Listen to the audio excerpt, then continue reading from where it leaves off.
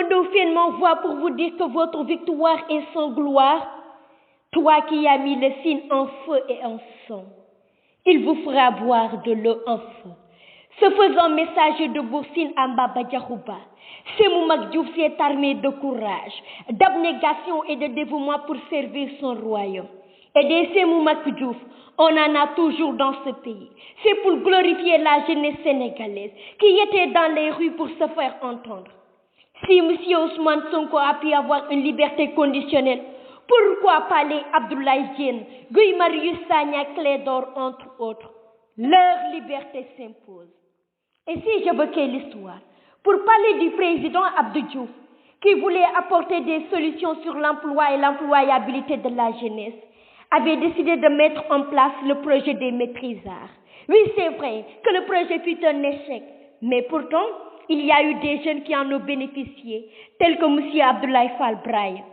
Sous le règne du président Abdoulaye Wade, la jeunesse pouvait compter sur FNPJ, Fonds national de promotion des jeunes, de ONPEJ, Agence nationale pour l'emploi des jeunes, de OFEJ-Band, Office pour l'emploi des jeunes de la banlieue, des financements à la portée de la jeunesse sénégalaise.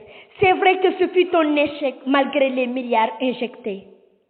Pour vous, Monsieur le Président Macky Sall, en accédant à la magistrature suprême, vous avez mis sur pied en amont Agence pour les marchands ambulants, que vous avez ensuite fusionné avec OFEJ-Bond, avec ANEJ et FNPJ, pour donner naissance à ONPEJ, Agence nationale pour l'employabilité des jeunes. Inutile de vous rappeler que les financements de ANPEJ étaient basés sur une clientèle politique. Et pas surpris d'entendre à l'époque des responsables politiques dire à leurs militants de ne pas rembourser leur financement, car selon eux, c'était juste des fonds perdus.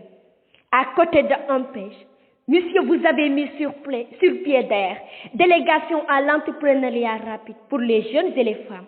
30 milliards de fonds. Mais ces milliards n'ont pas empêché son échec.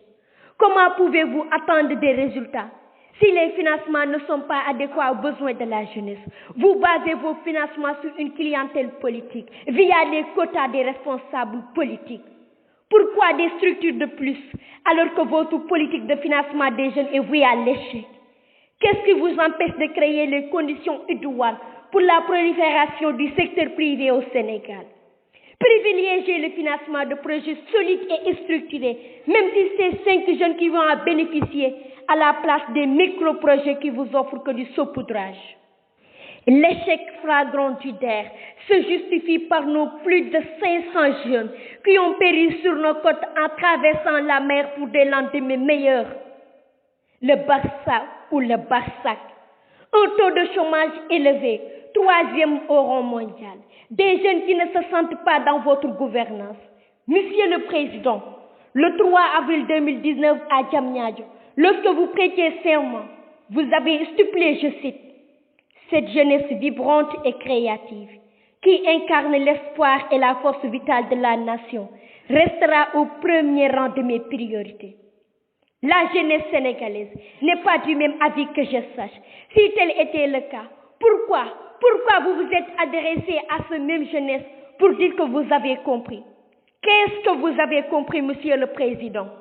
Vous avez compris que la jeunesse se sent trahie par votre politique. Vous avez compris quoi? Que la politique sur la jeunesse a échoué.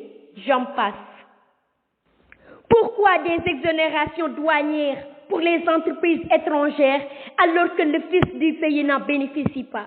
Pourquoi obtenir des autorisations pour s'implanter pour le fils du pays est très difficile alors que c'est chose facile pour l'étranger?